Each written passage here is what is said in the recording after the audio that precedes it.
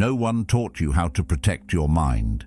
They taught you how to be efficient, how to stay busy, how to keep up, but never how to think clearly, never how to say no, never how to reclaim what's been slowly taken from you. So ask yourself, how much of your day is truly yours?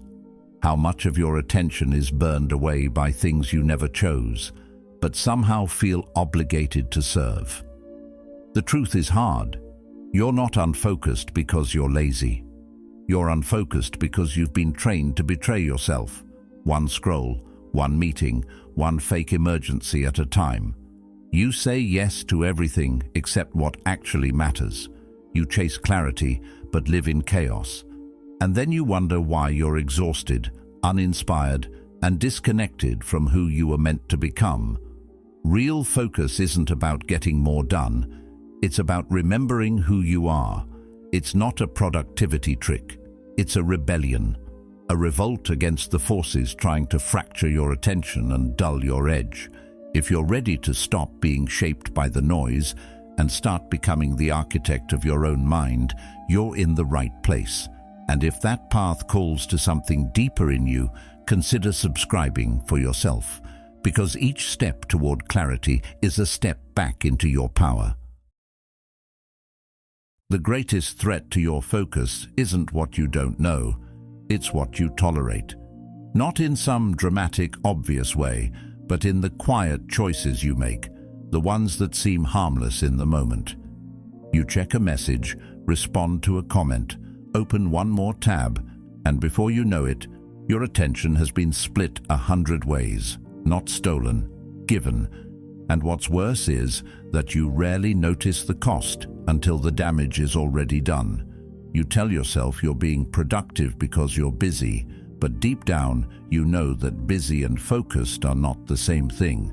Busy is reactive, focus is intentional, and the longer you tolerate distraction disguised as importance, the more your mind becomes a place you no longer rule. Focus doesn't vanish all at once. It leaks.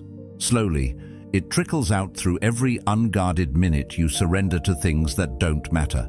You think it's just 5 minutes, just one video, just one update, but those fragments accumulate. Over time, they form a pattern, a rhythm of self-abandonment, and that's what makes it so dangerous. It feels normal. It feels like this is just how life is now, but it's not. That scattered feeling you carry, that quiet frustration that you're capable of more but somehow always fall short, that's not laziness. That's not weakness. That's the result of 1,000 tiny distractions you allowed into your mind until you no longer knew where your focus ended and the world's noise began. It's easy to blame technology, other people, circumstances, but if you really look, the invasion didn't come through force. It came through invitation. You left the door open. Every time you said yes when you meant no, every time you told yourself it's fine to multitask, every time you gave away your energy to things that didn't deserve it. That's the truth most people don't want to face. You weren't defeated by a greater force. You were distracted by a lesser one, and slowly, over time, it chipped away at your edge. The mind doesn't grow sharper by accident. It grows sharper when you decide, finally, that your attention is sacred, that your time is not something to be casually donated to the nearest demand, that your peace isn't up for negotiation. Focus begins the moment you stop letting everything in. When you realize not all notifications deserve a reply, not all questions deserve an answer, not all access should be granted. You become powerful the day you decide to stop being available for everything, because availability in the wrong hands becomes a prison. You respond to everything and slowly stop responding to yourself. You start noticing it when you try to sit alone. The discomfort, the itch to check, the restless need for stimulation. That's not your personality. It's your nervous system, trained by constant interruption. And like any bad habit, it gets stronger the more you feed it. Focus isn't just about forcing your eyes on a task. It's about reclaiming your nervous system from a world addicted to urgency. You were not built to live in this constant state of alert. Your mind was not designed to jump from one thing to another without pause, and yet that's what most of us do every single day. Not because we're broken, but because we've been conditioned to think that stillness is laziness, that presence is unproductive, that silence is wasted time. But the truth is, silence is where your real thoughts live. Stillness is where your true direction begins to speak. Most people never hear that voice, not because it's silent, but because they're never quiet enough to listen. It's drowned out by updates, obligations, other people's agendas. And if you want to break that pattern, it starts with one hard decision. Stop tolerating what weakens you. That means closing the tabs, turning off the noise, saying no without apology, protecting your space like your future depends on it, because it does. Seneca said, "It is not that we have a short time to live, but that we waste much of it." That line isn't meant to guilt you. It's meant to wake you up, because you don't need more time. You need to stop letting the time you already have be pulled apart by things that don't matter. You need to stop believing that you can stay focused while living surrounded by chaos. No one thrives in a hurricane. You need to build shelter. You need structure. You need boundaries that protect the state of your mind, not just from other people, but from your own habits of avoidance. Focus is clarity, but clarity comes from confrontation. You have to look at what's eating your time. You have to name what you're tolerating. The habits, the people, the beliefs. You have to get honest about the moments where you abandon yourself for convenience. Because until you do that, no strategy will save you. No app, no routine, no tool.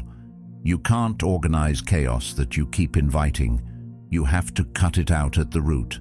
That's the hard part. That's the work no one wants to do, but that's where the change happens. Your future is not built by the days you plan. It's built by the moments you protect. You don't need a perfect system. You need a line in the sand, a point where you say, "I don't do that anymore. I don't check my phone first thing. I don't respond to everything. I don't let distractions sit at the table of my attention."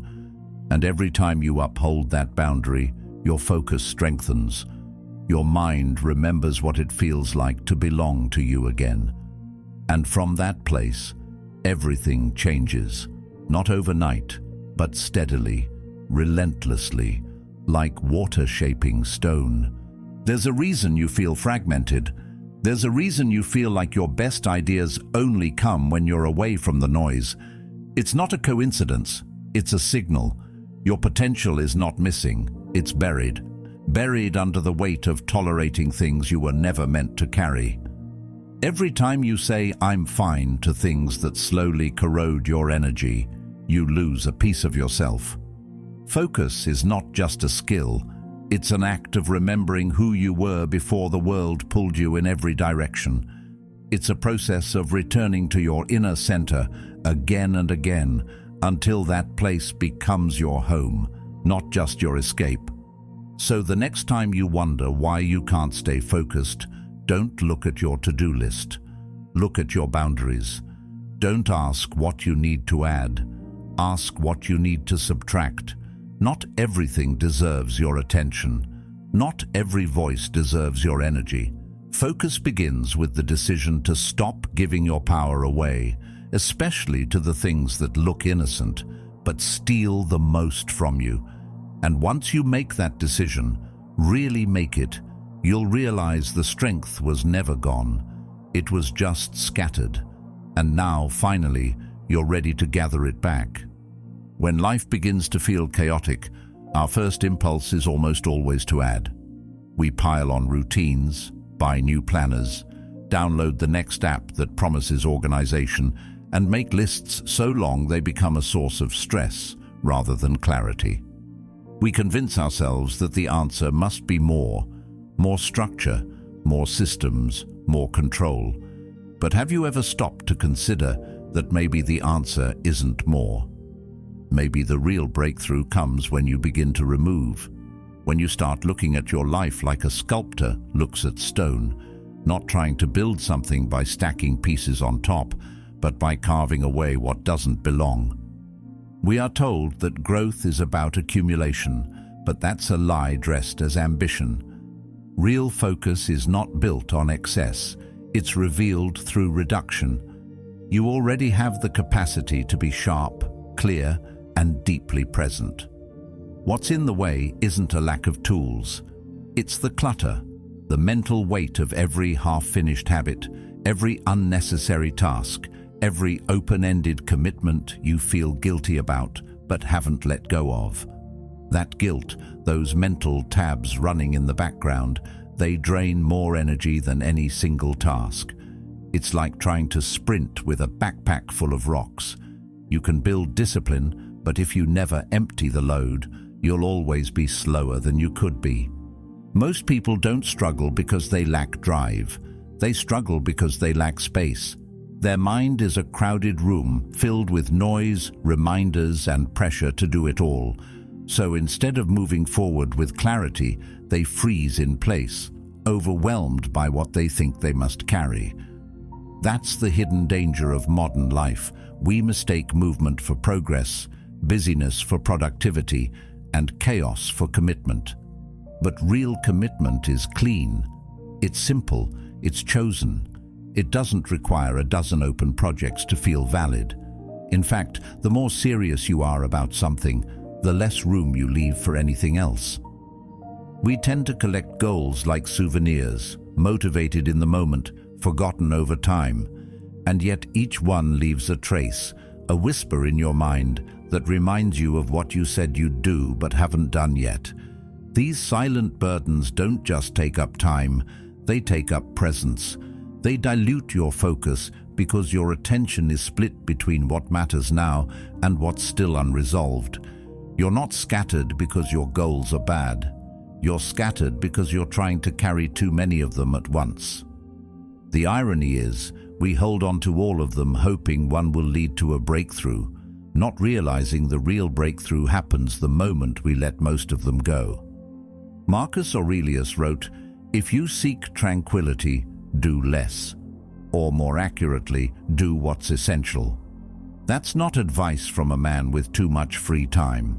That's wisdom from someone who carried the weight of an empire and still understood that peace was found not in doing more, but in doing what truly mattered. The truth is, your energy was never meant to be divided endlessly. You were not designed to multitask your way to meaning. You were built for depth. And depth doesn't come from juggling, it comes from cutting, ruthlessly, courageously, and without apology. Subtraction is not just about removing noise, it's about creating focus through intentional absence. Think about that for a second. The silence you create by saying no is what allows your real priorities to echo. But that silence can be uncomfortable, especially at first, because when you stop filling every moment, you're forced to face what's left. And what's left is often the truth we've been avoiding, that we've been busy to escape clarity, that we've kept things complicated to avoid making the hard choice. It's easier to be buried under everything than to admit what no longer fits.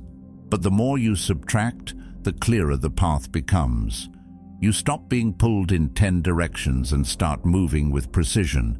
You stop negotiating with distractions and start protecting your attention like something sacred. And it is sacred.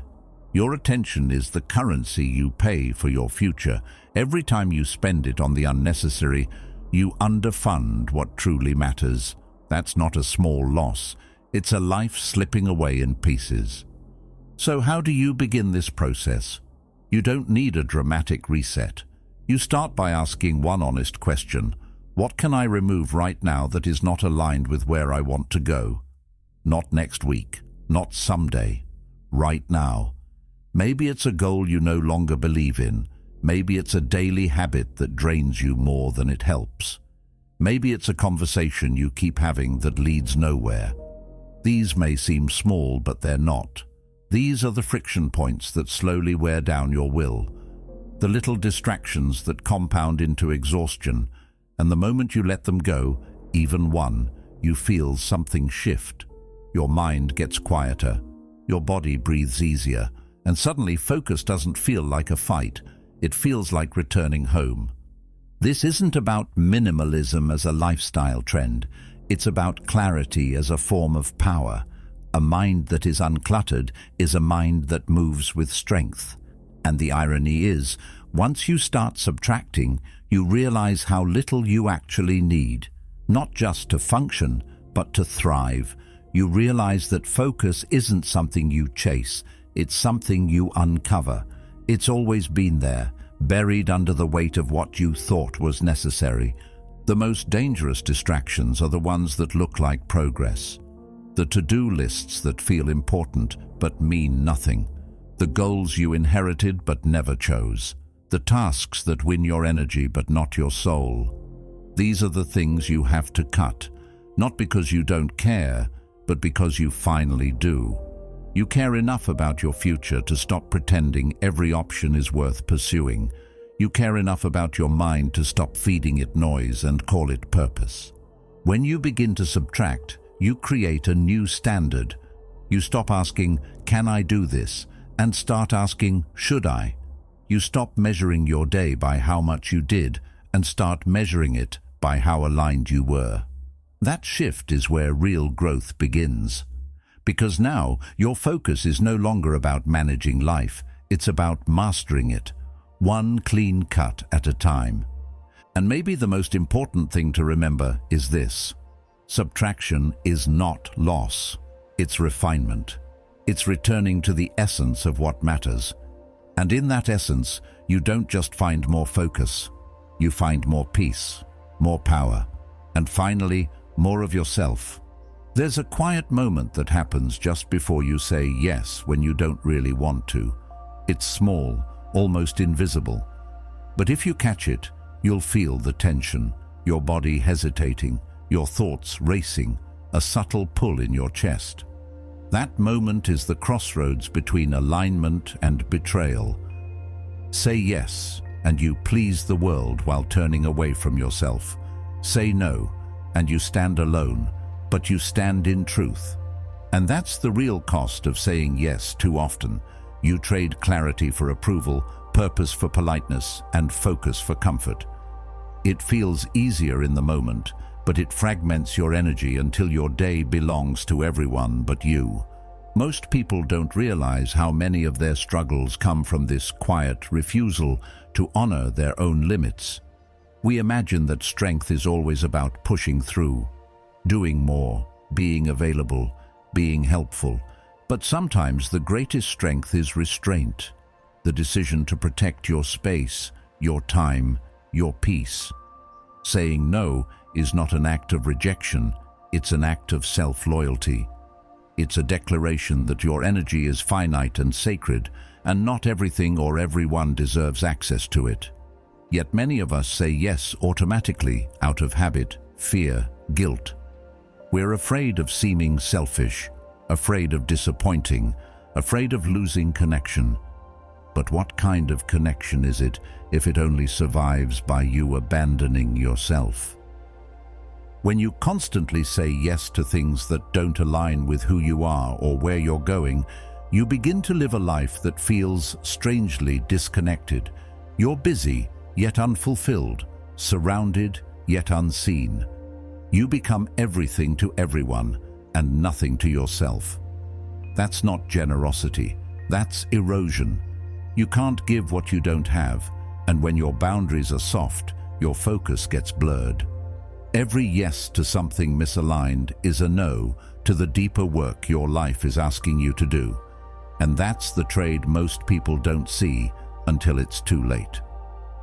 The Stoics understood this deeply. They taught that you cannot live in harmony with yourself while living in conflict with your values. To live with integrity means your choices must reflect your purpose, not someone else's opinion. It means your time must reflect your priorities, not someone else's urgency. And that's where real courage lives, not in being loud or aggressive, but in quietly refusing to betray your own direction, even when it's uncomfortable. Because saying no will make people uncomfortable. It will disappoint. It may confuse others. But you were not born to be understood by everyone. You were born to be deeply aligned with yourself. It's important to remember that saying no isn't about being closed off. It's not about being hard or distant. It's about being honest. It's about trusting that the right people in your life will respect your boundaries, and the wrong ones will reveal themselves the moment you start enforcing them. When you say no from a place of clarity, you're not rejecting others. You're accepting responsibility for your energy. You're choosing depth over distraction, presence over performance. And that's how real focus is built, not in isolation, but in self-trust. Every time you say no to something that isn't right, you strengthen your identity. You train your nervous system to stop defaulting to approval. You begin to reclaim your life in small, powerful ways. Carl Jung once said, "The privilege of a lifetime is to become who you truly are." But you can't become who you truly are if you're constantly living someone else's script. No one will hand you the space to do that. You have to carve it out yourself, one no at a time. We often forget that every yes carries a cost. It's not free. It's a trade. And too often, we don't calculate what we're giving up in the process. You say yes to another meeting, and you say no to your creative time. You say yes to pleasing someone, and you say no to your peace. Over time, those trades shape your reality. You look up one day and wonder why you feel so off course, so tired, so disconnected from what used to matter. It didn't happen all at once. It happened one compromised decision at a time, one no you were too afraid to say. But it's never too late to shift, to pause before you commit, to ask yourself, does this align with who I want to be? Not who they expect me to be, not who I used to be, but who I'm becoming. If the answer is no, then let your response match. Not harshly, not with anger, but with firmness, with grace, with clarity. Because clarity doesn't always feel good, but it always leads somewhere meaningful. Start small. Say no to a call when you need silence. Say no to a plan that drains you. Say no to being the person who always says yes. You don't have to explain. You don't have to justify. No can be complete. It can be kind. It can be freeing. And the more you practice it, the stronger you become, not just in focus, but in identity. You begin to move through life with an energy that says, I know what I value, and I'm no longer willing to betray it for approval. That shift is quiet, but powerful, because once you've tasted the clarity that comes with saying no, you no longer crave the comfort of being liked. You crave the strength of being whole. That's what focus really is. Not a trick, not a tactic, but a pattern of self-loyalty repeated over time. A deep refusal to be pulled in every direction.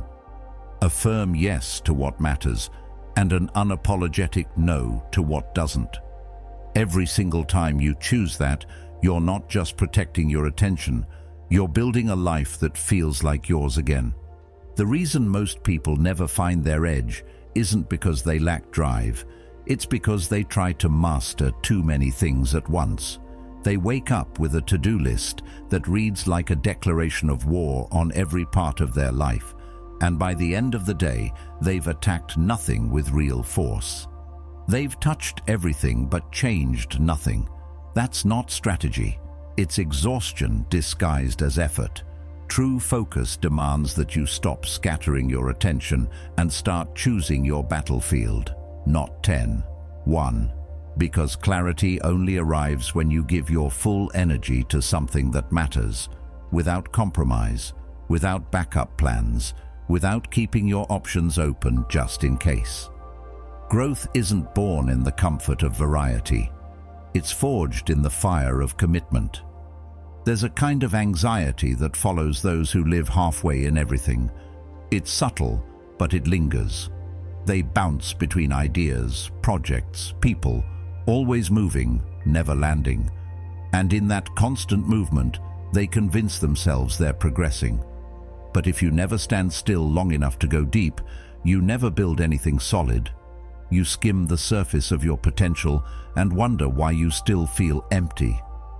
The uncomfortable truth is this: you cannot go deep when you're constantly looking sideways. You cannot conquer anything while you're flirting with everything. There is no greatness in divided attention.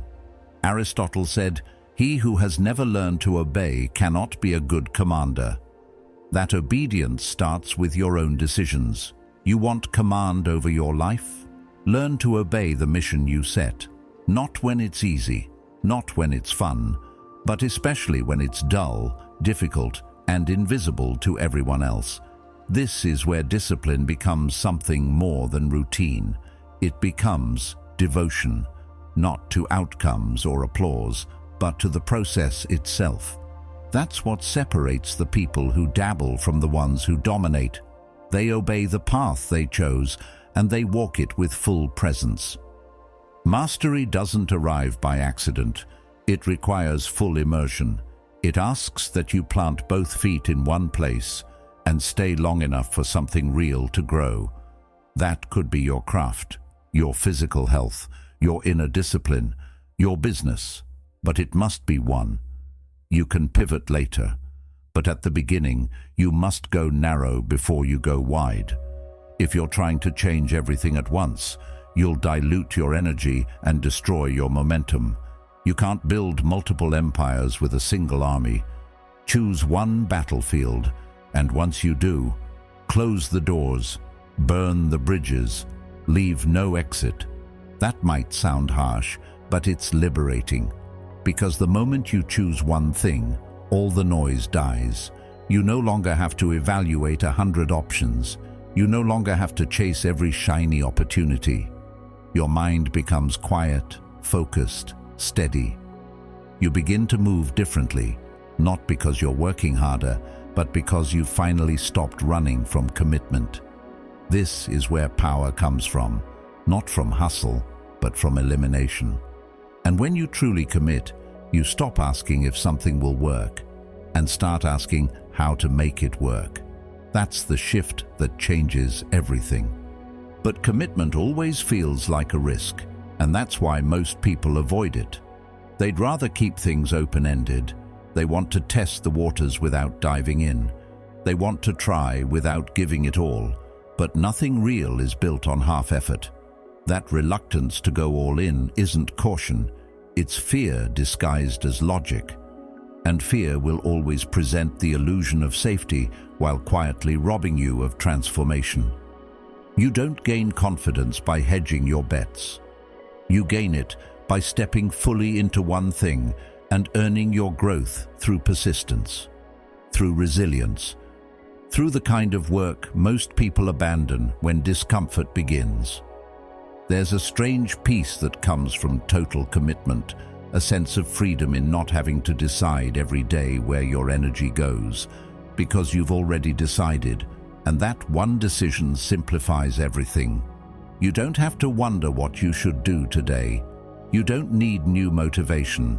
You just show up again and again and push your edge a little further. That's the rhythm of mastery. It's not loud, it's not glamorous, it's not filled with dopamine spikes, but it's solid, grounded, reliable, and over time it creates results that scattered effort never could. The moment you stop leaving yourself a way out, you unlock a deeper layer of focus. You stop negotiating with distractions. You stop entertaining alternatives. Your identity begins to shift. You're no longer someone who tries. You're someone who does. Not because it's easier, but because you've taken quitting off the table. That kind of mental framing is powerful. It creates tension, the good kind, the kind that pushes you forward because you've given yourself no choice but to succeed. That's what it means to go all in. Not recklessly, but deliberately. with eyes wide open and willfully engaged. The modern world offers endless options, and with that comes a hidden cost: paralysis. We've been told that keeping your options open is smart, but there's a point where it becomes a trap, a way to avoid deciding, a way to avoid failing. But without decisions, you stay in limbo, and nothing of meaning is built in limbo. If you want to lead your life instead of reacting to it, you must commit, not just to action, but to direction. Otherwise, you'll keep spinning in circles, calling it progress, while your potential rots from lack of use. When you treat your attention like an army and deploy it toward one mission, your results multiply. You begin to outpace people who are more talented, more resourced, more connected, because your energy is not fragmented, it's unified. There's a force behind someone who's fully locked in. It's hard to describe, but you feel it when you're around them. They move with certainty. They speak with clarity. They're not scattered. They're sovereign. And that kind of focus becomes magnetic, not just to others, but to opportunity itself. The world doesn't need more people doing more things. It needs more people doing one thing with all they've got. People who are willing to get bored and keep going. People who are willing to be misunderstood while they build. People who understand that chasing 10 paths leads nowhere fast, but devoting yourself to one can take you further than you ever imagined. This isn't about limitation, it's about leverage, and your life will change the day you stop asking how much you can do and start asking what's worth doing deeply. That answer is yours alone, but once you find it, defend it, anchor yourself in it, and don't look back. Because focus, at its highest level, is not about willpower, it's about identity. You choose who you are by the battlefield you commit to, and once you make that choice, you don't need motivation, you need presence, you need patience, you need repetition. And over time, that repetition turns effort into instinct, and instinct into power. That's when you know you've chosen the right battlefield. Not when it feels good, but when it begins to shape you. When it calls something out of you that nothing else could. And in that transformation, you discover what most people never will, that mastery isn't a gift you receive. It's a territory you earn, one quiet, focused day at a time. We're told that balance is the goal, that life should feel perfectly even.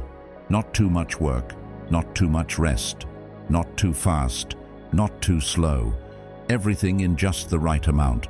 But the truth is, balance, at least the way most people chase it, isn't peace, it's paralysis. It becomes a way to stay safely in the middle, to avoid extremes, to avoid fully committing to anything that might actually demand more of you than you're ready to give. It's not really balance, it's indecision. It's hesitating at every turn because you're afraid that leaning too far in one direction might cost you comfort in another. And that fear, left unchecked, turns into a lifestyle. You start protecting your energy not because you're preserving it, but because you're afraid of exhausting it. You begin to chase routines that promise equilibrium, not excellence. You seek comfort, not growth. And the deeper problem is, this kind of balance seduces you with a false sense of maturity. It makes you feel responsible, measured, smart. But underneath it, there's no real direction, no conviction, no fire. Just a dull rhythm of doing enough to get by, but never enough to break through. The Stoics never worshipped balance the way we do. They aimed for harmony, but not the shallow kind that comes from doing a little of everything. Harmony, for them, came from alignment, living in accordance with your principles. And sometimes that meant choosing discomfort, sacrificing ease, giving more than seemed balanced to something that mattered. That's where the real difference lies. Modern balance is often about not tipping the scale. Stoic harmony is about making sure the scale is weighted toward meaning. You'll notice that most people who talk about balance are stuck. They're tired, but not from effort. They're drained from indecision, from trying to be everywhere at once, from saying yes to everything just a little and no to nothing completely. It's a slow erosion. You lose the edge of your ambition, the sharpness of your goals. Everything starts to feel foggy, like you're alive but not fully awake. And that's the danger, because once you normalize this state of lukewarm commitment, it becomes very hard to break. You lose the muscle of intensity. Intensity is not chaos. It's not recklessness. It's control applied with force. It's knowing what you want and channeling your entire being toward it. And that scares people, because it means letting go of balance. It means letting one thing matter more than others. It means missing out, saying no, disappointing people, risking failure. But if everything matters equally, nothing matters deeply. If you try to spread your focus like butter across toast, you won't have enough substance to change anything. Focus demands sacrifice, not forever, but for a season. A focused life is not a life without rest or joy. It's a life where rest and joy are earned, not used as escape, where they are part of the cycle, not the default. You work deeply, then you step away with intention. That's real balance. Not doing everything at once, but doing the right things in the right sequence. You give yourself fully to your craft, your project, your development, and then you recover fully. You don't water your time down by trying to hold everything at once. This version of balance, one based in control and clarity, requires courage. Because it's not neat, it's not symmetrical, it's not safe. It looks like obsession to people who don't understand it. But it's not obsession, it's commitment. And commitment in a distracted world always looks extreme, but only from the outside. On the inside, it feels like purpose. It feels like peace. Not the soft kind, but the kind that comes from knowing exactly what you're here to do. Balance becomes a trap when it becomes a reason to avoid depth, a reason to never work late on something that excites you, a reason to never skip comfort for intensity, a reason to always pull back when you should push forward. The myth of balance convinces you that too much of anything will break you. But the truth is, too little of the right thing is what will make you feel lost. When you give just a small portion of yourself to what you care about, you rob yourself of the transformation that only full engagement can bring. You don't need to eliminate rest or joy to grow. You just need to stop using them as excuses to avoid the hard parts of commitment. Sometimes you need to let one part of your life go quiet, so another part can come alive. That's not imbalance. That's strategy. That's awareness. That's the kind of temporary sacrifice that leads to long-term alignment. And alignment is where focus becomes effortless, because you're not fighting yourself anymore. You're not negotiating between distraction and desire. You're walking in one direction with your whole self behind it.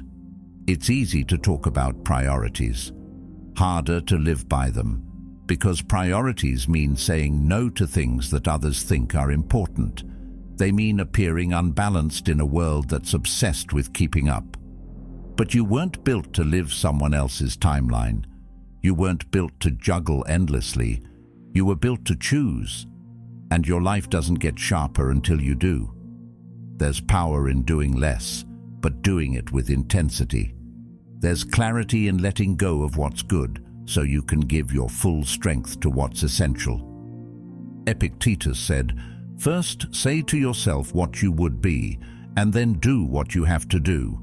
Not what you want to do, not what you feel like doing, but what must be done." That's not balance, that's conviction. And conviction will always be more powerful than trying to keep everything even, because real transformation is never balanced. It's tilted, it leans in, it demands more of you in one area so that your entire life can rise with it. And when you understand that, balance stops being the goal. It becomes the byproduct of living with focus. Let the world chase evenness. You chase excellence. Let them dabble. You go deep. Let them fear going too far. You fear never going far enough. And when they ask how you stay so focused, so grounded, so clear, you'll know it wasn't from trying to balance everything. It was from choosing what mattered most and pouring yourself into it without apology. That's not imbalance. That's power. And it's the only kind of focus worth building. Focus isn't how long you stare at a screen. It's not how many hours you sit at a desk or how tightly you structure your day. That's where most people go wrong. They treat focus like a time investment, something that builds value simply by volume. But focus doesn't reward time. It rewards depth. You can spend 10 hours half present and achieve less than someone who locked in for one. Because attention that is spread thin, even over long stretches, never sinks deep enough to create real momentum. What matters isn't how long you work. It's how deeply you engage, how fully you cut through the noise and disappear into the task at hand, leaving behind the mental clutter and the urge to multitask. The world trains us to admire busyness, to equate packed calendars with productivity. But true productivity isn't frantic, it's focused. It's a quiet, sharp state of mind where your thoughts stop bouncing and begin drilling into something real. The modern brain is overstimulated and undertrained. Constant pings, endless scrolling, fragmented attention. We're taught to move fast, but not to think deeply. And that shallow state of engagement becomes our default. Jumping between tabs, starting without finishing, working without ever arriving fully. The tragedy is that we've confused being active with being effective. Imagine a river flowing wide and shallow. It looks powerful, but it moves slowly. Now imagine that same river forced into a narrow canyon. The same water now cuts through stone. That's the difference between scattered effort and concentrated intensity. One drifts, the other carves. Your mind is the same. When you focus without distractions, without looking over your shoulder every few minutes, you develop the power to break through barriers that once seemed impossible. You don't need more hours. You need more intensity within the hours you already have. But intensity doesn't happen by accident. It's built like a muscle. It takes training to get your brain to go deep. Most people can't focus for more than a few minutes without reaching for their phone, switching windows, or checking something irrelevant. Not because they're lazy, but because they've never practiced intensity. Depth feels foreign to them. It feels unnatural to do one thing, and only one thing, with complete presence. But the more you practice it, the more it becomes your edge. You don't need a perfect environment or a 4-hour block of free time. What you need is the discipline to show up fully, even if it's just for 1 hour. 1 hour of undiluted work can often do what 5 hours of scattered effort cannot. Because when your mind is fully engaged, it sees what it normally misses. It solves problems faster. It creates more original ideas. It connects dots that others overlook. This is the kind of work that feels effortless on the outside, but inside, it's like your whole being is tuned to one frequency. That's what intensity feels like. Not forceful, but precise. The problem is, most people want intensity without discomfort. But the truth is, you have to pass through discomfort to access real depth. The first 20 minutes of focused work often feel heavy, slow, even boring. That's your mind resisting the shift from shallow to deep. It's detoxing from dopamine. It's adjusting from reacting to creating. But if you can sit through that, if you can hold your attention steady instead of seeking escape, you'll feel something click. Your thoughts start to settle. Your distractions quiet down. You enter a rhythm that can't be reached by staying on the surface. Carl Jung once said, "In all chaos, there is a cosmos. In all disorder, a secret order. That's the gift of intensity. It reveals the hidden structure beneath the noise. It shows you what your scattered mind could never notice. That's why focused people seem wise beyond their years. Not because they know more, but because they see more. They have clarity not from consuming more information, but from removing everything that isn't relevant in the moment. They think deeper because they slow down long enough to hear the quiet truths the rest of the world drowns out. The illusion of time keeps people trapped. They believe that if they just had a longer day, a better schedule, more room to breathe, they'd finally focus. But the truth is, they don't need more time. They need better use of the time they already waste. Waiting for the perfect moment to concentrate is like waiting for silence in a city. It rarely comes. You don't focus because it's convenient. You focus because you've decided that presence matters more than comfort. That intention matters more than routine. And that depth, real depth, is worth the initial resistance. You train intensity by giving your full attention to small windows of time, 30 minutes, 1 hour. But within that time, you remove all escape routes, no checking messages, no background noise, no mental tabs left open, just full immersion. And in that immersion, you'll feel the difference. You'll feel what most people never experience. Your mind sharpening, your thoughts aligning, your ideas building on each other instead of scattering. That's how breakthroughs happen, not by brute force, but by sustained depth. The reason this matters so much is because your most important work, the kind that moves your life forward, cannot be done from the surface. It cannot be built from distraction.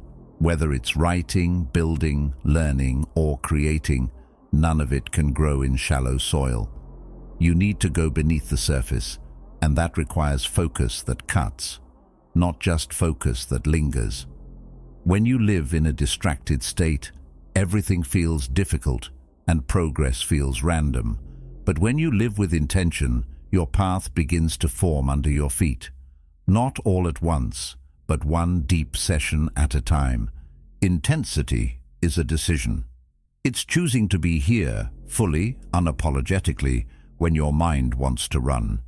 It's choosing to engage instead of skim, to build instead of bounce.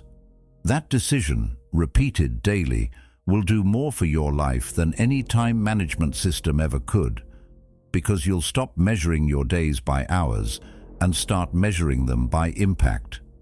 You'll stop counting how long you worked and start noticing how much you changed, how much progress you actually made when you finally stopped being half present in everything. So don't aim for longer days. Aim for deeper ones. Don't try to squeeze more into your time. Try to show up more fully to the time you already have. Even 1 hour of real intensity can reshape your direction.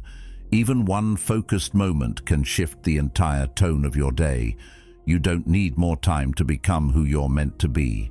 You just need to start using the time you've already been given, with depth, with clarity, with presence. That's focus, and that's how transformation begins. Focus isn't something you stumble into. It's not a mood or a tool you can pick up when it's convenient. It's something you train, not just through repetition, but through awareness. And the first step to awareness is observation, without judgment, without flinching. Most people lose focus and never ask why. They just blame the task, the timing, the environment, or even themselves, and move on. But the Stoics lived by a different rhythm. They turned inward. They examined everything, not to indulge overthinking, but to gain clarity. They understood that clarity is power, and that power starts with learning to watch yourself the way a strategist studies the battlefield. When your mind starts to drift, there's always a reason. It's not random. It follows patterns. Some of those patterns are subtle, like fatigue or boredom. Others are emotional, self-doubt, fear of failure, the urge to avoid discomfort. But unless you take the time to slow down and observe, you'll never see them. You'll keep reacting instead of responding. You'll keep reaching for focus like it's a switch instead of realizing it's a relationship with your own attention, your own triggers, your own thoughts. And like any relationship, it needs to be understood before it can be improved. Every time you sit down to work and your attention slips, that's not a failure, it's feedback. It's your mind telling you something. Maybe you're overwhelmed. Maybe you're unclear about what really matters. Maybe you're chasing too many things at once. But if you never ask, if you never pause long enough to really notice, then you never learn. And if you don't learn, you repeat over and over again.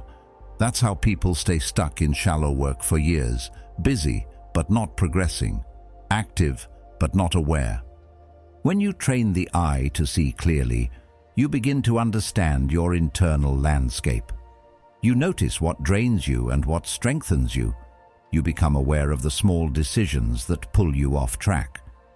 That moment when you glance at your phone, that moment when your thoughts drift to something unrelated, that moment when you postpone the hard part of the task and justify it with "just for now." These are the moments that shape your focus more than any routine or planner ever could. Because this is where power is lost or preserved, not in the big decisions, but in the tiny ones you make when no one's watching. Training the mind begins with noticing the nature of your distractions. Are they physical, emotional? Are they rooted in fear or in habit? Do they show up when you're uncertain or when you're about to do something meaningful? The answers are different for everyone, but the discipline is the same. You must become a student of your own attention, not just forcing it into place, but understanding why it slips. Because the more you understand that, the more you can stop treating focus like a task and start treating it like a skill. Skills require feedback. Athletes watch tape. Musicians listen to recordings, and those who seek focus must study themselves with the same level of intention. You don't grow by pushing harder, you grow by becoming more precise. Carl Jung said, "Until you make the unconscious conscious, it will direct your life and you will call it fate." This is just as true for focus. If you don't know why your mind drifts, you'll start to believe that you're just not the focused type. But that's not true. You're just untrained, unaware. And once you bring awareness to it, everything starts to change. The act of watching yourself isn't glamorous. It's not dramatic. It's quiet. It's subtle. It happens in moments of silence when you ask yourself, why did I just check my phone? What emotion triggered that distraction? Was I avoiding something difficult? Or was I just tired? These are small questions, but they reveal large truths. Because every distraction you fall into is connected to something deeper. And the more you understand that connection, the more power you have to interrupt it, not with willpower, but with wisdom. Wisdom builds with repetition. The more you observe your patterns, the more clearly you begin to see the traps before they pull you in. You notice the time of day when your energy dips. You recognize the thoughts that trigger avoidance. You catch the small lies you tell yourself when you don't want to face discomfort. And slowly, your mind becomes a place you can navigate, rather than a place that runs you in circles. That's what training really means, not perfection, but progress. Not total control, but increasing clarity. Most people never get there because they skip this step. They want discipline without awareness. They want focus without introspection. But discipline without self-understanding turns into rigidity. You can force yourself into focus for a while. You can use pressure, guilt, shame, but it won't last. Because deep focus doesn't come from pressure, it comes from presence, from knowing yourself so well that you can guide your attention like a tool, from trusting that when your focus slips, you'll know how to bring it back, because you understand why it left. This kind of awareness creates a foundation that can't be shaken by circumstance. You no longer need perfect conditions to focus. You don't need silence or motivation. You just need to see clearly. Because once you understand your mind, you can work with it, not against it. You can stop the spiral before it begins. You can make adjustments instead of judgments. And in that space, real focus becomes natural. Not because life got easier, but because you became more aware. This is not a one-time lesson. It's a way of living. The Stoics practiced it daily. They believed that a life unexamined was a life wasted, that your ability to see yourself clearly was more valuable than any external success. Because clarity isn't just about productivity, it's about peace. It's about walking through your day without being pulled in 100 directions. It's about knowing, with confidence, where your energy is going and why. And that kind of knowing only comes from watching, not once, but often, quietly, with patience. Train the eye, train the mind. Watch your patterns not to shame them, but to understand them. Not to fix everything in a day, but to stop walking blindly through habits that keep you small, because once you see clearly, you can move deliberately. You can reclaim the moments where you used to check out. You can rebuild trust with your own attention. And when you do that, when you stop giving away your power unconsciously, you don't just become more focused, you become more free. There's a reason silence feels uncomfortable in today's world. We've been conditioned to fill every moment with noise. If we're not talking, we're texting. If we're not scrolling, we're listening to something. The background hum never stops. It follows us from morning to night. Notifications, group chats, calls, headlines, opinions. It's a constant flood of attention demands. And over time, that flood erodes the very thing we need most: stillness. Because in silence, something rare happens. Your thoughts start to surface. Your emotions become clearer. You hear yourself again. But the modern world doesn't want that. It wants you distracted, reacting, endlessly plugged in. And without even realizing it, most people comply. We think being available is a strength, that replying fast makes us dependable, that being reachable means we're responsible.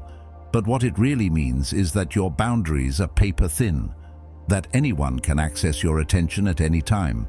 And once your attention is always up for grabs, your mind never rests.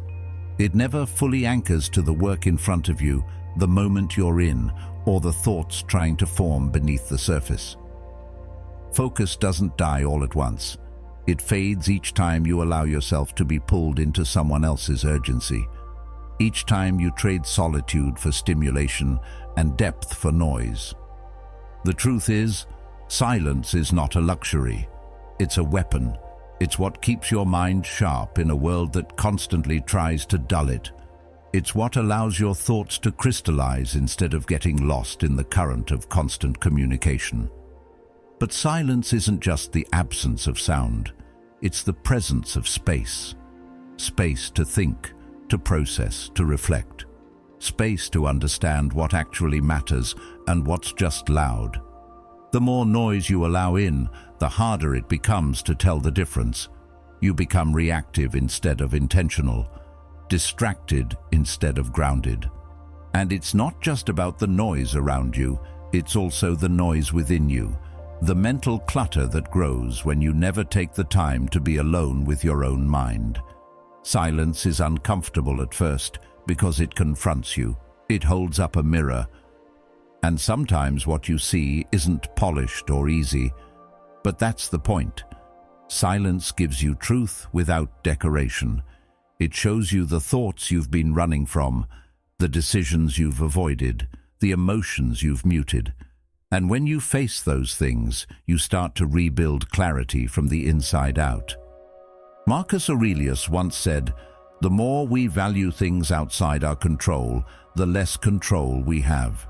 And what's more outside of your control than the constant demands of others? Their texts, their opinions, their expectations. The moment you allow every voice to enter, you lose the strength to listen to your own. Protecting your silence isn't selfish, it's strategic. When people can't always reach you, they start to respect the times when they can. When you step back from the noise, your presence gains weight. You stop blending into the background of distraction. You become intentional, deliberate, focused. And yet, most people fear silence, not because it's boring, but because it's unfamiliar. We've trained ourselves to seek stimulation at every turn. A few seconds of waiting becomes a reason to grab the phone. A quiet evening feels like a void to be filled. But in truth, those quiet moments are the foundation of focus.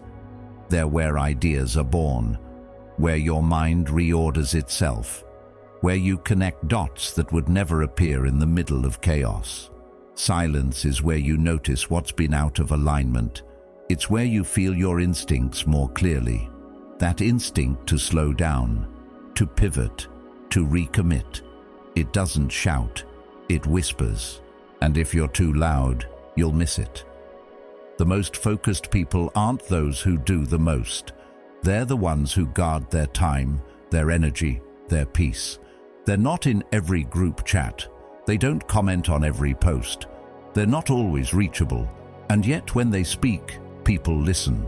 When they act, people notice.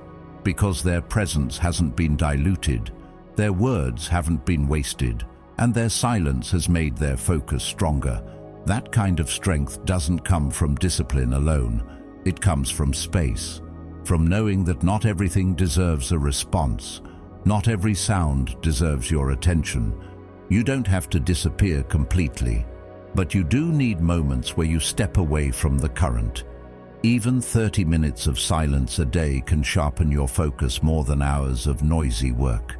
A walk without headphones, a morning without notifications, an evening with no replies. These small rituals are where your mind resets, where you remember that not all urgency is real and not all noise is meaningful. The world will always try to pull you back in, but every time you say no to the noise, you say yes to your clarity. You say yes to your direction. Silence also builds strength in conversation. When you're not always speaking, you learn to observe. You notice what others miss. You hear what's not being said. You listen not to reply, but to understand. That kind of listening is rare and powerful. It changes the way you show up in relationships, in work, in life. Because now, you're not reacting to the noise. You're responding from a place of grounded awareness. That's what focus really is. Not just locking in on a task, but moving through the world with intention, unbothered by things that don't matter. You don't have to explain your silence. You don't have to justify your boundaries. The people who respect you will understand. The ones who don't were never really listening anyway. What matters is that you start treating silence not as a gap, but as a strength. Not as an absence, but as a foundation. A mind trained in silence becomes unshakable, because it no longer depends on the world for direction. It listens inward. It moves with clarity. And that kind of mind doesn't chase focus. It becomes focus. Focus is not a mood that appears when the timing is perfect. It's not a feeling you wait for. It's not something that visits you randomly and then disappears without warning. Focus is summoned. It's built, cultivated, sharpened. And just like any warrior preparing for battle, you must approach it with intention. You don't stumble into deep work by accident. You arrive there by design, by creating rituals that tell your mind, your body, and your environment. Now, we begin. There's something ancient about this. Throughout history, warriors and artists alike have understood the power of ritual, not because rituals are magical, but because they're psychological. They mark the shift from ordinary to extraordinary, from the casual to the committed. A ritual doesn't need to be complicated, it just needs to be consistent. Maybe it's as simple as opening a specific notebook, sitting in one chair, brewing tea in silence, playing one specific soundtrack that signals your transition from the outside world to your inner command center. These rituals aren't habits, they're triggers. They don't just organize your time, they prime your state. They give structure to your intention and stability to your mind. Most people try to focus in a state of mental chaos. They go from a flurry of messages and notifications into tasks that demand depth. No buffer, no transition, just immediate expectation. And then they wonder why they can't stay engaged, why they feel restless, why the work feels harder than it should. It's because the mind doesn't switch gears instantly. The nervous system doesn't obey the clock. It obeys patterns, and rituals are those patterns. They train your brain to associate specific actions with specific outcomes. Over time, the ritual becomes the door, and your mind learns to walk through it. There's something powerful that happens when your brain knows what's coming. When it senses the pattern, the cues, the rhythm, it stops fighting. It stops scanning for distractions. It locks in, not because you forced it, but because you prepared it. You created the conditions for it to work with you, not against you. That's the difference between chasing focus and creating it. One is reactive, the other is deliberate. But the deeper benefit of ritual is what it protects you from. It protects you from indecision, from hesitation, from the friction that builds when you have to convince yourself to start. With a ritual in place, you don't negotiate with your impulses every morning. You don't wonder if now is the time. You already know. The ritual removes the question. It removes the noise. And in doing so, it preserves your willpower for what matters most.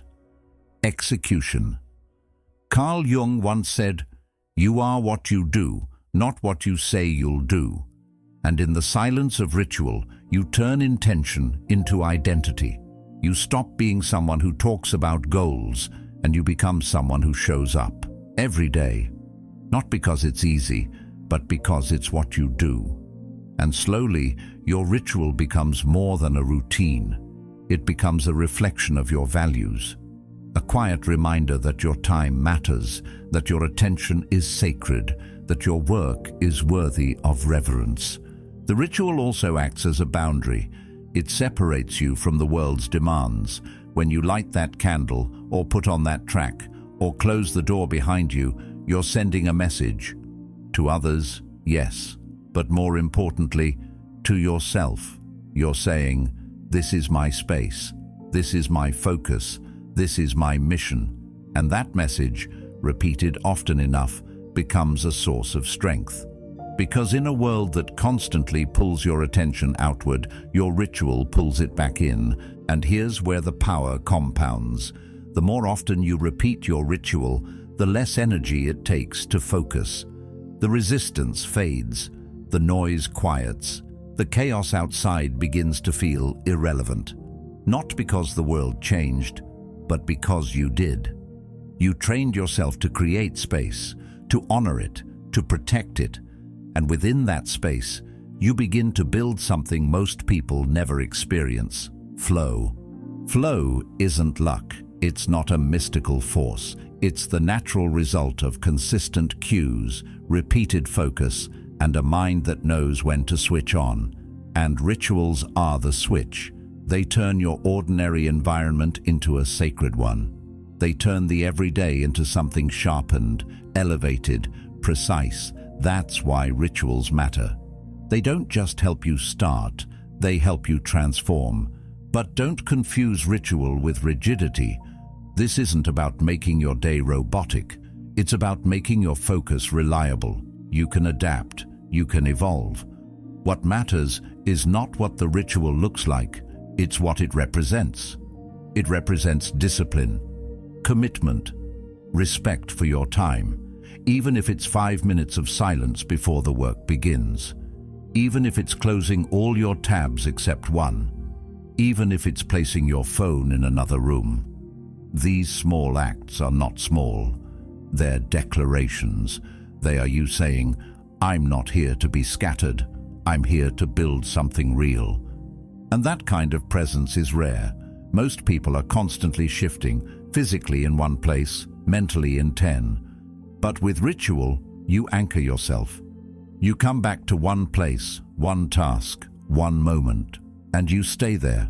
Not forever, just long enough for something meaningful to happen, long enough for the noise to fall away, long enough for your best ideas to rise. There's no shortcut to deep work, no hack for long-term mastery, but there is a rhythm, a pattern, a way to step into your best self again and again without needing to be in the perfect mood. Ritual gives you that rhythm. It becomes the steady beat beneath your progress. And when everything else feels uncertain, when motivation fades, when clarity blurs, when life gets messy, your ritual stays, waiting for you, ready to bring you back. So build it, shape it, refine it, and then protect it with everything you have. Because once you have a ritual that summons focus, you no longer fear distraction. You no longer hope for inspiration. You show up and you go to war, calmly, quietly, powerfully, one focused session at a time. The mind is not naturally built for stillness or structure. Left on its own, it leans toward comfort, toward routine, toward whatever feels easiest in the moment. It avoids friction, it looks for shortcuts, and in that ease, we lose our edge. Not because we're incapable, but because we've never trained ourselves to thrive under pressure.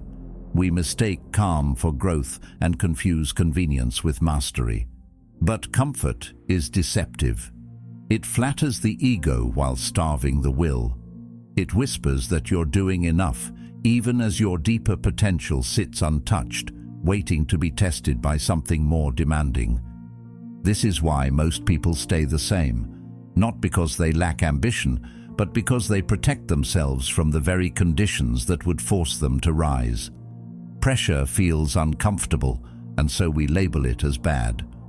But in truth, pressure is where focus is born. It's the spark that wakes the dormant parts of us, the mental tension that pushes clarity into the foreground. You don't become sharp by doing what's easy. You become sharp by doing what's necessary, even when it stretches you, even when it forces you to move faster, think clearer, and show up with more presence than you thought you had. There's a difference between fake pressure and chosen pressure. Fake pressure is the endless noise we absorb from the outside world. Other people's expectations, comparisons, imagined judgments. That kind of pressure drains you because it's reactive. But chosen pressure is different. It's when you raise the stakes on purpose, when you make a commitment that scares you just enough to take it seriously, when you give yourself something to lose, something that forces you to focus. And that's the kind of pressure that sharpens, that strengthens, that reveals the version of you who no longer has time to doubt. Set a deadline that's too tight. Say it out loud. Put your name behind it. Let other people know what you're aiming for, not because their validation matters, but because now your reputation's on the line, and your brain knows it. Suddenly, you stop browsing. You stop waiting for the perfect conditions. You act. You adapt. You make decisions faster because indecision is no longer an option. That's the beauty of pressure. It forces you to stop perfecting and start progressing. It removes the cushion and replaces it with urgency. When you have nothing to prove, you can afford to delay. But when there's a target in sight, when there's a cost to missing it, your energy reorganizes. You stop giving attention to things that don't matter. You become more deliberate, more economical with your time. That's when your mind starts working with precision, not because you suddenly became smarter, but because pressure gave your thoughts a single direction. That's how you collapse time, not by working longer, but by working harder in less time because you have no choice. Seneca said, "It is difficulties that show what men are." And difficulty is exactly what most people avoid. They seek balance, not challenge. They seek control, not confrontation. But pressure is a kind of confrontation, with yourself, with your excuses, with your comfort zone. It's not there to break you. It's there to show you what you've been hiding from. The moment you choose to step into pressure instead of running from it, you become someone else, someone more capable, more focused, more alive. But pressure alone isn't enough. It must be connected to something meaningful, not just arbitrary deadlines, but commitments that align with your deeper mission. Otherwise, it becomes stress without purpose. The goal isn't to live in a constant state of tension. The goal is to use pressure as a lever, to move what you've been too afraid to lift, to get you to act on what you already know matters but haven't made real. This isn't about burnout. It's about controlled fire. You don't let it consume you. You channel it. And when you do, something changes. You begin to crave that edge. Not the chaos, but the clarity that pressure brings. You learn that you're not fragile. You learn that you can take a hit and keep moving, that you can feel the fear and still choose action.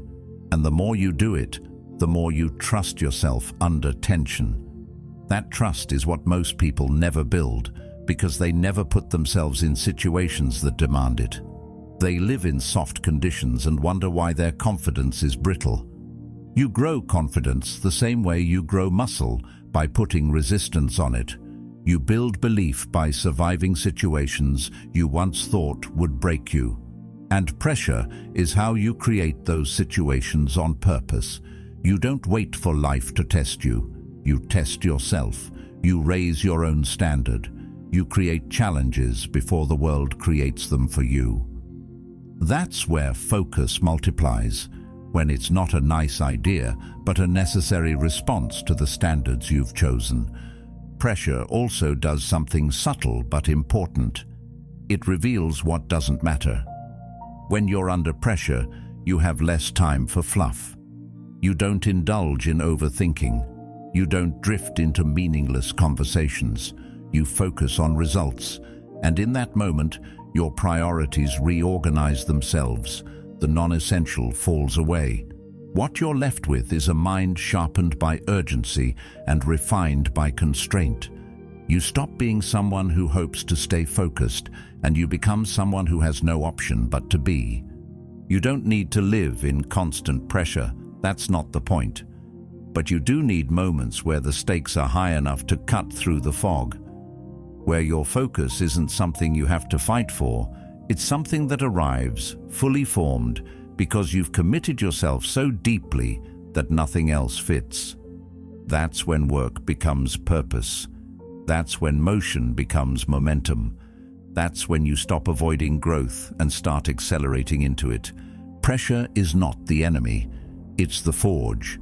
It's what reveals the parts of you that are still untested, the strength you haven't accessed yet, the discipline you haven't had to rely on until now. And once you see what you're capable of under pressure, you stop fearing it. You start using it, not as a burden, but as fuel.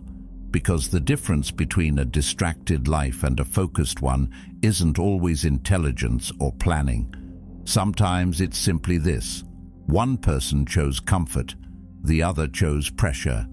And from that choice came a different level of clarity, a different kind of focus, one forged, not found. People are surrounded by noise but rarely touched by truth. Every day the volume rises, notifications, messages, small talk, opinions, updates. It's constant. And somewhere in that endless stream of sound, the most important voice gets drowned out, your own. We don't lose clarity because we're broken. We lose it because we've given too much of our attention to everything except ourselves. Solitude in a world addicted to distraction isn't just rare, it's radical. It's where your real voice, the one buried beneath expectations and noise, finally starts to rise. But most people fear solitude, not because they're too busy, but because they're afraid of what will surface when the distractions disappear. When there's no one to impress, nothing left to chase, and nowhere to run mentally, what's left is you.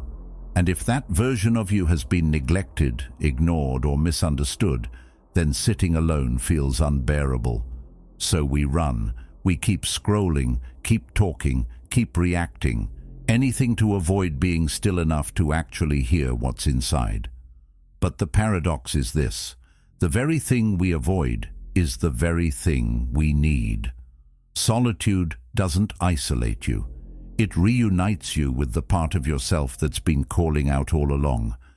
Clarity doesn't come from the outside world. It comes from space. Space to think, to feel, to examine. Without space, everything blends together.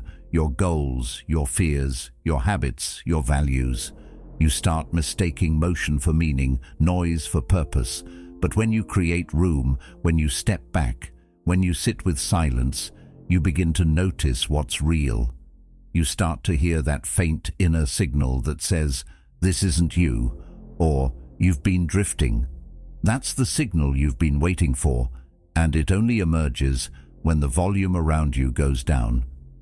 Carl Jung once said, "Who looks outside dreams, who looks inside awakes." And that awakening isn't always poetic. Sometimes it's uncomfortable. You realize how much time you've spent chasing the wrong things. You realize how often you've betrayed your own instincts for approval. You see clearly the distance between who you are and who you could be. But in that discomfort is power. That voice, once it's no longer buried under 1,000 influences, begins to guide you. It doesn't shout. It doesn't force. It simply reminds you of what's essential. And when that voice grows stronger, distractions start to look different. They lose their appeal. Because now you've reconnected with something deeper, your direction. Solitude isn't the absence of connection. It's the foundation of all meaningful connection. When you know yourself, you no longer chase relationships out of emptiness. You no longer shapeshift to fit in. You engage with the world from a place of clarity. You say yes with intention and no without guilt. You don't just move, you move with direction. And that kind of focus can't be faked. It can't be taught in a course or hacked with an app. It comes from knowing who you are beneath the noise, and you can only find that version of you when you're finally alone. There's a kind of peace that emerges when you sit in silence long enough to stop resisting it. Your thoughts slow down. The endless internal commentary fades, and what's left is not some grand revelation, but a quiet presence, a groundedness, a realization that you don't need to constantly chase something to feel valuable, that who you are when the world is quiet is already enough. From that place, focus becomes natural.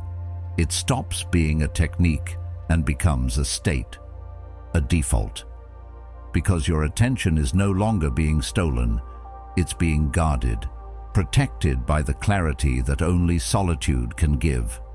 Some of the most powerful people in history built their lives around solitude, not to isolate themselves from the world, but to sharpen their mind before returning to it.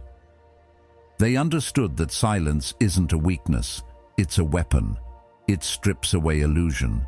It forces you to confront what's real. And in that confrontation, you stop reacting to life and start designing it. You stop being pulled in 1,000 directions and start walking one path deliberately. That's what solitude gives you. Not just space, but strength. The problem is, we wait for solitude to find us.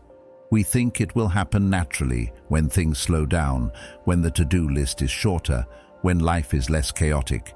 But that moment rarely comes. So instead, we have to create it. We have to carve out time, not just to recharge, but to reflect. We have to protect it like we protect our schedule, our routines, our goals. Because without solitude, every goal becomes someone else's goal. Every decision becomes reactive. Every day becomes noise. Start small. 10 minutes in the morning, no phone, no music, just stillness. Let your mind speak without interruption. Let the silence teach you what you've been missing. And over time, something shifts. Your thoughts stop racing. Your priorities become clearer. You don't panic when the world is loud because you've trained yourself to return to silence. You don't feel lost in uncertainty because you've already faced yourself in the quiet. That's where your focus is built, not in the storm, but in the stillness before it. This is what most people never understand. They think more input equals more clarity, but real clarity comes from subtraction, from stepping away, from letting your own voice rise above the noise. Because once you hear that voice, truly hear it, you realize it's been speaking all along. It was just waiting for you to listen. And once you do, your life starts to change. Not all at once, not dramatically, but gradually, consistently, with direction. You say no to things that used to pull you in. You stop apologizing for needing space. You move slower, but with more force. Because now, every step is backed by something real. Not just reaction, but intention. Not just noise, but depth. And that's how you build a life that's not just focused, but aligned. Solitude is not a retreat from life. It's a return to yourself, a way to wake up, not just from distraction, but from disconnection. And when you wake up, truly, you don't just live differently. You lead yourself differently. You create from a place of inner strength. You respond with purpose. And you become the kind of person whose focus is no longer fragile, but forged, in silence, in stillness, in truth. Most of the battles we fight aren't visible. They're quiet. They happen in the spaces no one else can see, in the decisions you delay, in the doubts you entertain, in the small daily negotiations with your lesser self. It's easy to look outside and blame the chaos of the world for your lack of focus. The notifications, the news, the responsibilities. But what if the real enemy doesn't knock on your door? It lives inside your mind. It whispers when you hesitate. It nods when you choose comfort over effort. And it celebrates every time you postpone your potential. The Stoics understood this clearly. They weren't fixated on controlling the external world because they knew that the true war was internal. Seneca once wrote, "We suffer more often in imagination than in reality." And he was right. We imagine rejection before we try. We picture failure before we act. We replay past wounds as if reliving them gives us power. But in reality, all it does is drain our strength. That's the trick your inner enemy plays. It disguises passivity as safety, and you don't even realize you're losing ground until the cost shows up in your results, in your confidence, in your quiet regret. Focus isn't just about avoiding distractions. It's about defending your inner space. Because what you think, you begin to feel. And what you feel, you start to act on. Every time you let doubt lead, even just a little, it takes up more room. It becomes familiar. It starts to feel like truth. But doubt isn't truth. It's a shadow cast by a moment of fear. And like any shadow, it disappears the second you bring it into the light. That's why awareness matters more than willpower. You don't defeat the inner enemy by force. You disarm it by noticing it, by calling it out, by refusing to let it speak without being questioned. The truth is, everyone has that voice. The one that tells you you're not ready, that people will judge you, that you're too late or not good enough. But the difference between those who move forward and those who stay stuck isn't that one group has silence inside. It's that one group stopped believing the voice was theirs. They learned to separate their deeper self from the noise, to hear that fear rise and still choose to act. Not recklessly, not carelessly, but intentionally, with discipline. And discipline isn't just about structure or control. It's not only about waking up early or checking boxes. True discipline is about devotion to your higher self. It's about staying loyal to the version of you that wants to grow, even when your habits, your emotions, and your impulses pull in the opposite direction. It's about protecting the flame, not just against storms from the outside, but against the wind you create inside your own mind. Every day you're either feeding the voice that lifts you or the one that keeps you small. There is no neutral ground. Every choice is a vote. Every delay is a quiet agreement with fear. Every excuse is a subtle nod to your limitations, and these accumulate, not dramatically, but gradually, until one day the gap between who you are and who you could have been feels too wide to cross. That's why you have to catch it early. Catch the thought before it becomes a belief. Catch the hesitation before it becomes a pattern. Catch the envy before it poisons your self-worth. And it's not about being perfect. It's about being present enough to notice what's happening inside. Most people live on autopilot. Their thoughts direct them, their feelings control them, and they wonder why they can't focus, why they can't commit, why their lives feel like static. But the truth is, they've never taken the time to question who's behind the wheel. They've never trained themselves to lead from within. And if you don't lead yourself, your inner enemies will. That's where real focus begins. Not with a clean desk, but with a clear conscience. Not with a new productivity app, but with the courage to face yourself. Because until you deal with the internal clutter, external order won't matter. You'll keep rebuilding the same walls with different bricks. But when you choose to confront what's happening inside, when you stop entertaining the thoughts that shrink you, you stop surviving and start creating. Guarding your inner world is a lifelong practice. It's not a switch. It's a relationship you develop with your own mind. Some days you'll catch the fear early. Other days it'll slip past you. But the point isn't perfection. The point is awareness. You learn to hear the voice and recognize it for what it is. Not a prophecy, just a habit. Not a warning, just a whisper from a smaller version of you that hasn't evolved. And the more you recognize it, the less power it holds. Your mind is your kingdom, and like any kingdom, it must be defended, not with aggression, but with attention. You don't win by locking yourself away.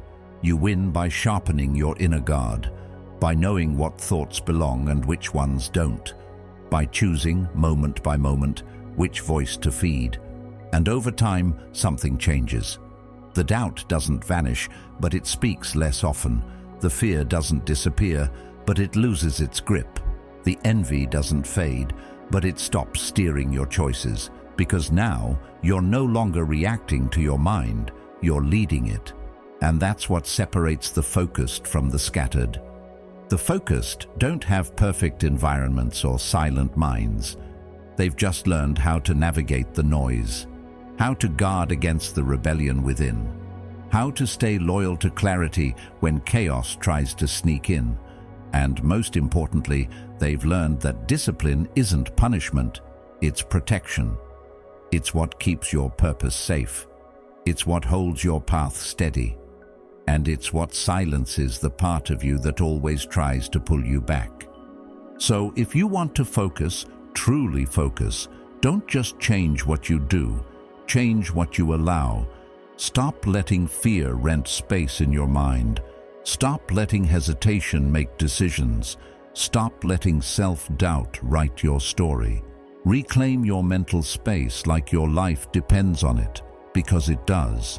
And when you do, you'll discover something powerful. The outside world doesn't have to change for you to be at peace. You just have to stop fighting yourself. Most people drown in their own to-do lists, not because they're lazy or undisciplined, but because they treat every task as if it holds equal weight. But the truth is, your time isn't infinite, your attention isn't limitless, and your energy, no matter how driven you are, has a breaking point. That's why the mind that wants to accomplish anything great must learn to rank ruthlessly, because when everything is important, nothing really is. We tend to confuse motion with progress, Checking off 20 minor tasks gives a false sense of momentum, but rarely gets you closer to the life you actually want. Meanwhile, the essential thing, the one move that would move the needle the most, sits untouched, buried under digital clutter, emails, or obligations that were never truly yours to carry. The problem isn't your schedule, it's your lack of a hierarchy. Focus isn't just about removing distractions. It's about knowing what deserves your full weight and letting the rest fall away without guilt. That level of clarity doesn't come from impulse. It comes from stillness, from reflection, from defining in advance what matters most and why. Because when you don't define your priorities, the world will hand you theirs. And the world's priorities are chaotic, ever-changing, and rarely aligned with your growth. You'll be pulled in every direction, chasing trends, responding to noise, reacting instead of leading. Marcus Aurelius understood this trap. He once wrote, "The chief task in life is simply this, to identify and separate matters so that I can say clearly to myself which are externals not under my control and which have to do with the choices I actually control." That clarity, the ability to separate what is yours from what isn't, is what creates internal order. And without that order, focus is impossible. You don't just need a calendar, you need a compass. A powerful mind doesn't aim for everything. It picks its battles, it selects its targets with precision. That's not narrow-minded, it's disciplined. You have to ask yourself, does this action serve the mission, or does it just make me feel busy? It's a brutal kind of honesty, but it's also freeing, because once you know what truly matters, you stop apologizing for saying no. You stop explaining your silence. You stop giving away your presence like it costs you nothing. This hierarchy applies to more than just your tasks. It includes people. It includes thoughts. It includes habits.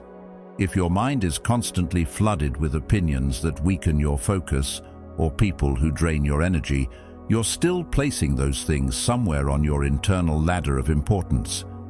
Maybe not consciously, but they're there. And they're eating away at your potential without ever being questioned. To build the kind of life that holds weight, you have to create a filter, not just for your schedule, but for your attention. And it has to be sharp. That filter says, if it doesn't build me, it doesn't belong.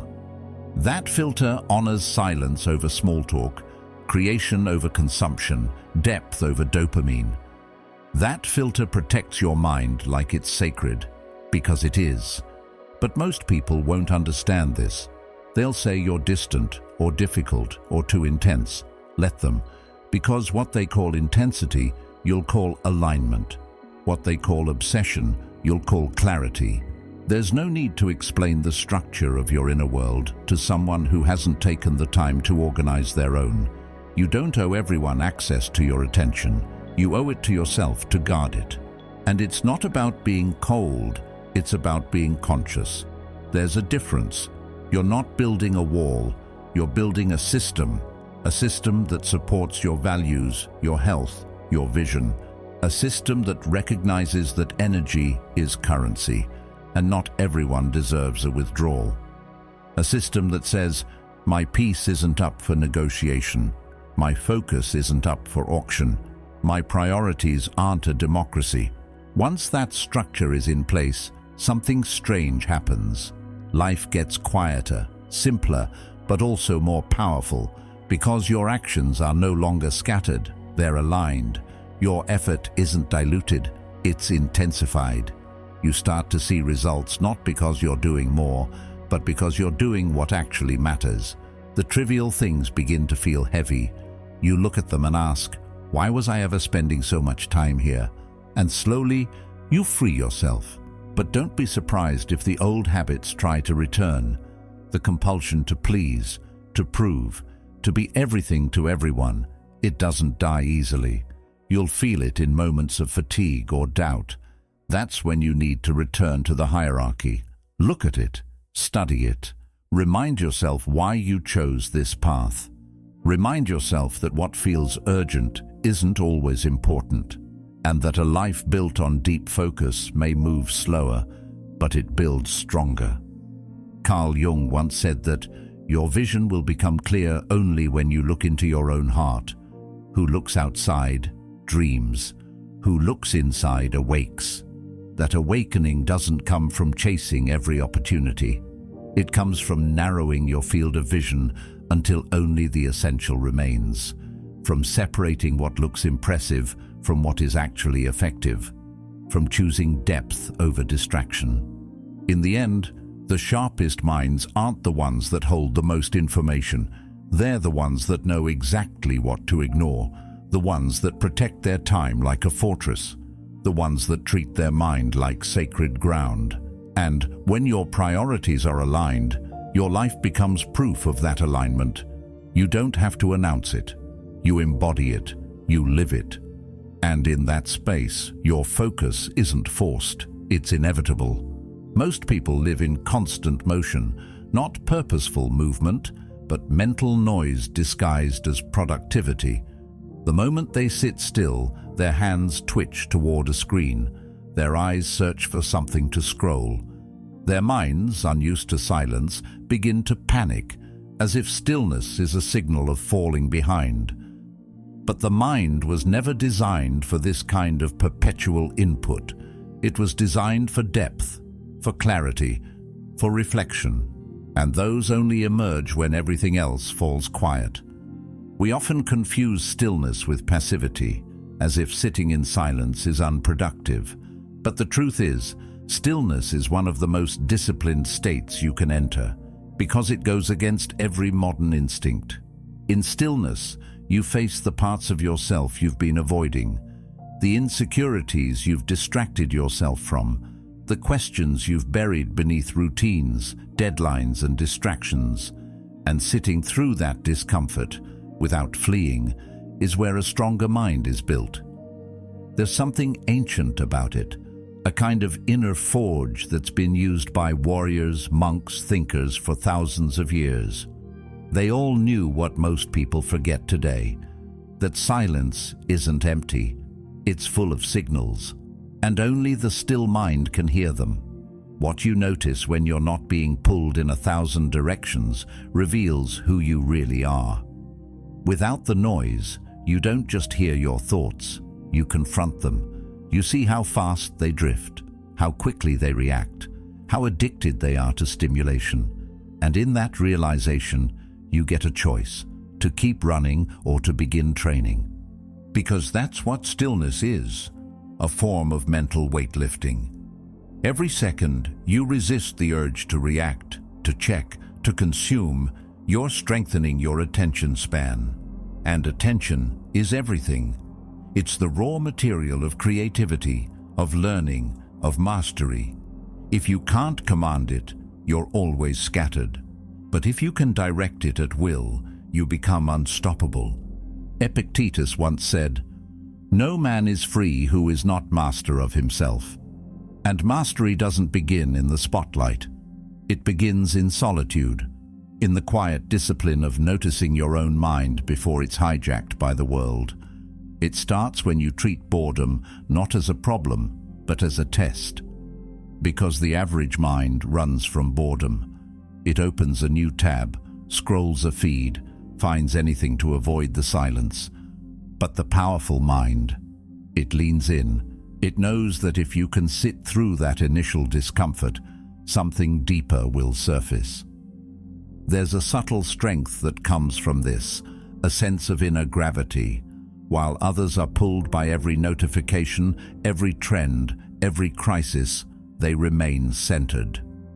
Stillness teaches you that presence doesn't require stimulation, that clarity doesn't come from input, but from space. You start to see more with less, think sharper with fewer thoughts. And when it's time to act, you do so from a place of inner alignment, not reactivity. This doesn't mean retreating from life. It means entering it more consciously. The person who practices stillness isn't avoiding the world. They're preparing to engage with it more effectively. Just like a blade must be sharpened before battle, your mind must be honed before it's thrown into chaos. Stillness becomes the whetstone, not the absence of action, but the refinement of it. But stillness takes commitment. It won't reward you instantly. In the beginning, it feels frustrating, pointless. You'll wonder if you're wasting time. That's part of the training. You're not just building focus. You're learning to detach from the need to be constantly entertained. You're building tolerance for quiet. And that tolerance is rare, because in a world that equates silence with weakness, the person who can sit alone, think clearly, and feel calm becomes dangerous. Not in a violent sense, but in an unshakable one. And this strength seeps into everything. In conversations, you become a better listener.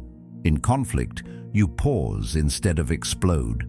In decision-making, you wait for insight rather than rushing into reaction. That kind of discipline doesn't show up in motivational quotes.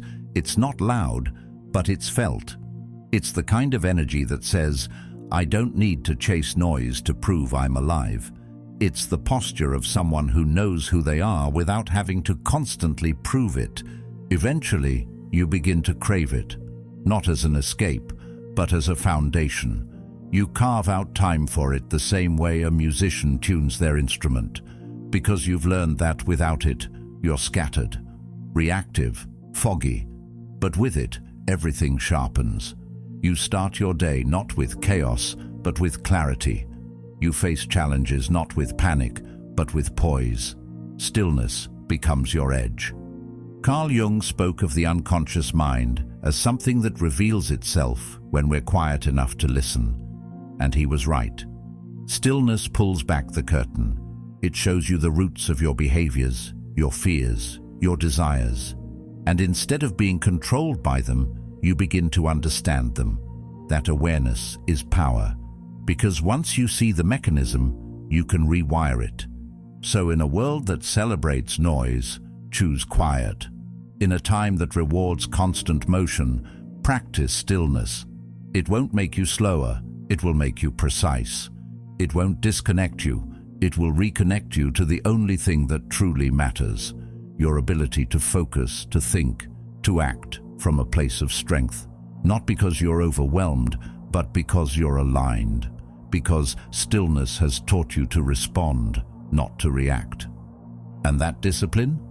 That's where real freedom begins. There's a moment when the things you once had to fight for, clarity, control, discipline, start to feel less like a struggle and more like your nature. You don't need a list of habits or a pep talk to pull yourself together. You just do what needs to be done, not because someone told you to, not because it feels good, but because it's simply who you are now.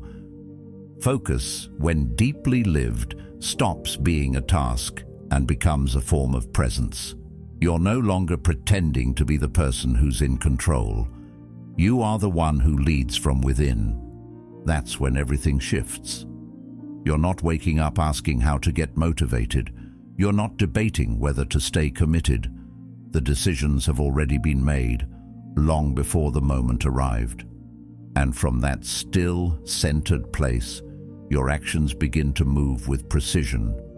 People notice, not because you're loud or aggressive, but because you're clear. Clarity is magnetic. It doesn't chase, it draws. And that's the essence of becoming the weapon. You don't need to display your sharpness. You simply exist in a state that is naturally effective, naturally decisive, naturally disciplined. Most people wait for a crisis to get serious. They wait for loss, heartbreak, rock bottom. But when focus becomes your default, you don't need the world to shake you awake. You're already awake. That's where the real transformation lies. Not in a temporary sprint, but in a sustained internal evolution. The kind that doesn't fade after a weekend of inspiration. The kind that endures through monotony, resistance, even pain. Plato once said, "The first and best victory is to conquer self." That victory isn't loud. It happens in quiet moments when you choose focus over impulse, discipline over ease, inner stillness over external noise. Over time, those choices stack.